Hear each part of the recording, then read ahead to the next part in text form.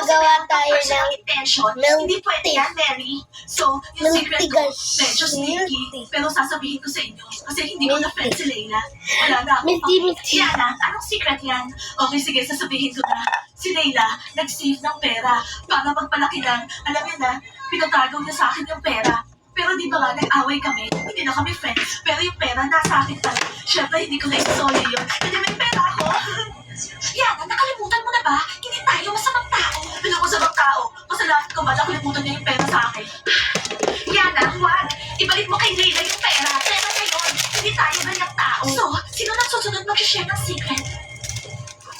Well, nag-share na kami lahat. Sa Starbucks. Nat, ikaw hindi pa nag-share. Sige na, Nat. Sabihin mo na sa amin kung ano yung secret mo. Hindi ko kayang pakinggan yung mga sekreto nyo. Seryoso masyado yung mga sekreto nyo, girls. Okay, sige, eto na. Kasi bumili ako ng underwear. Tapos yung panties, may buntot sa likod. Oh! Dahil bakit ka naman bumili ng ganong klaseng underwear? Siyempre, mga panties tayo. Dapat yung underwears natin may buntot. Okay, Kitty. Diana, ikaw muna. Kitty, ikaw muna. Pagkatapos yung lahat, sasabihin ko na yung secret mo. Diana, sabihin mo na yung secret mo kasi wala na tayong time. Diana! Okay, girls, sige na ba? Ako na.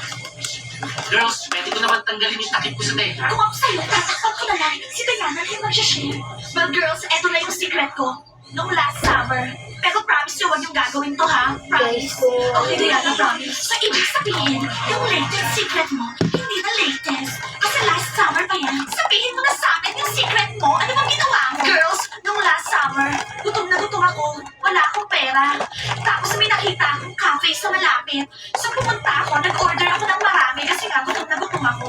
So, nung nabusog na ako, sinabi ko sa waiter na lalabas lang ako sandali, may tatawagan ako. Hindi na ako bumalik. Hindi ko na rin binayaran yung mga kinain ko kasi nga wala akong pera. Hanggang ngayon, napapanaginipan ko pa rin yung waiter. Nakakahiya yung ginawa ko. Imagine, hindi ako nagbayad. Nakakahiya talaga. Diana, ang sama naman ang ginawa. Diana, hahatingin ka ng waiter na yan sa panaginip mo hanggang hindi mo siya pinabayaran. Tama kayo, girls. Pupuntahan ko yung cafe bukas, babayaran ko yung waiter. Girls, tama na yan. Mag-training tayo. O yung info pala, wala akong narinig ah. Yung secret ko muna! Kitty, kapag sinabi mo yung secret ko ngayon, hindi na tayo makakapag-training. Okay, girls, mag-training na tayo. Kitty, ang secret ko ngayon.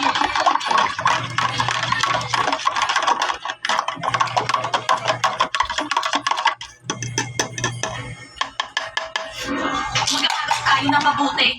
Oo, hindi katulad ng iba dyan. Narinig mo yun? Narinig mo yung sinabi nila? Pinaparinggan na tayo.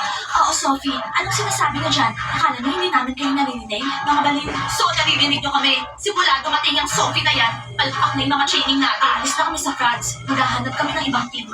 So, anong team? Sa Bunny? As if naman tatanggapin nila kayo. May ibang team pa ba dito? Sabihin niyo nga sa akin, meron pa ba? May 2 teams dito sa school. Yung isa, yung pinaka-cool. Walang iba kundi mga bunnies. At yung team ng mga talunan, frogs. Bubuo kami ng sarili namin team. Maghahanap kami ng cheerleaders. Narinig niyo yung sinabi namin, di ba? Anong sinabi niyo? Sige, subukan nila. Ganon. Kukunin namin yung mga uniforms niyo. Ngayon na, hindi na kayo frogs. Alam mo, darling, wala akong katapat. Ako ang pinaka-sexy sa lahat. Sophie, huwag ka naman salita. Baka marinig ka nila. Mamaya na lang. Frogs, pwede ba tumabi kayo? Na-friend ni Layla yan. Sige na, darling.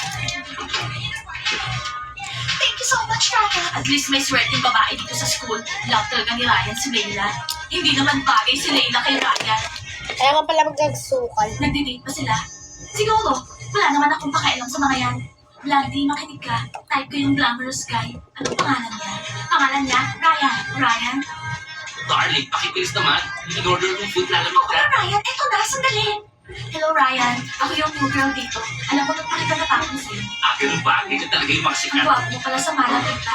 Ako, kwapo. Siyempre naman. Sophie, darling. Alam mo ba ng boyfriend ko yung kinakausap mo? Darling, don't worry. Sinasabi lang niya kwapo ako. Tingnan mo ang kapal ng mukha niya. Dinapitan niya si Ryan. Hayaan mo siya as if naman pupunta siya sa bar. Makinig ka lang, may palakat. Huwag na huwag mong titignan yung boyfriend ko. Akin siya. Kung hindi, lagot ka sa akin. Alam mo, hindi ako natatakot sa'yo.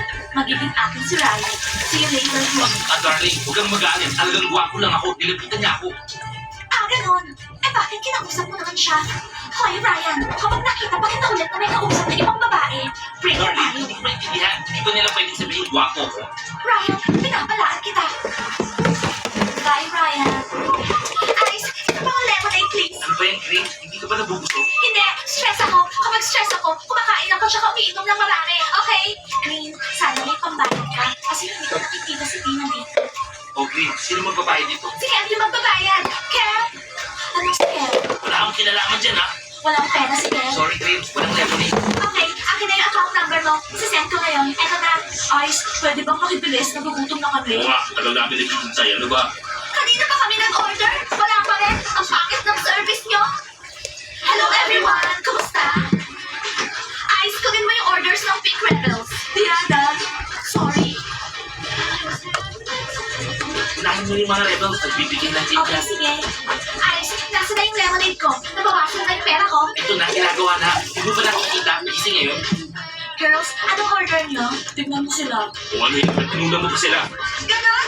Dumating lang yung mga rebels na yan. Akala ko sila yung reyna ng school. Patahin niyo muna yung orders namin, no? Oo nga, tama si Gigi. Guys, relax. Inutusan lang ako ni Ice na kunin yung orders nila. Oo, Gigi. Kami yung mga reyna dito. Mga cheerleaders kami. Oo, mga big rebels din kami. May problema pa. Kami yung nagre-represent dito sa tsaka nag-training kami dito araw-araw. Nagdadala kami ng medals tsaka trophies dito sa school. Yes, girls, tama kayo. Ano nang order niyo? Alam mo, pizza. May gusto ko. Kaya lang hindi ko matandaan. Itanong mo na lang kaya kay Ice. Please. Okay. Eh, yung iba? Kami, as always, strawberry mojito. Okay, girls, gagawin ko na.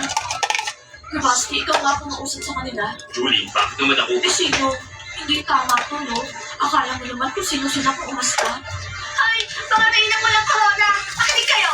Darating yung mama ko dito bukas. I-explain niya sa inyo na hindi kayo mga reyna. Mapipili. Oo nga, ang reyna lang dito, si Gigi ko. Ay, prinsesa pala. Kev, gusto ko yung mga rebels. Maging rebels kaya ako. Ano ka reyna? Hindi lalo ka na naging maldita. Kev, ano bang nirereklamo mo?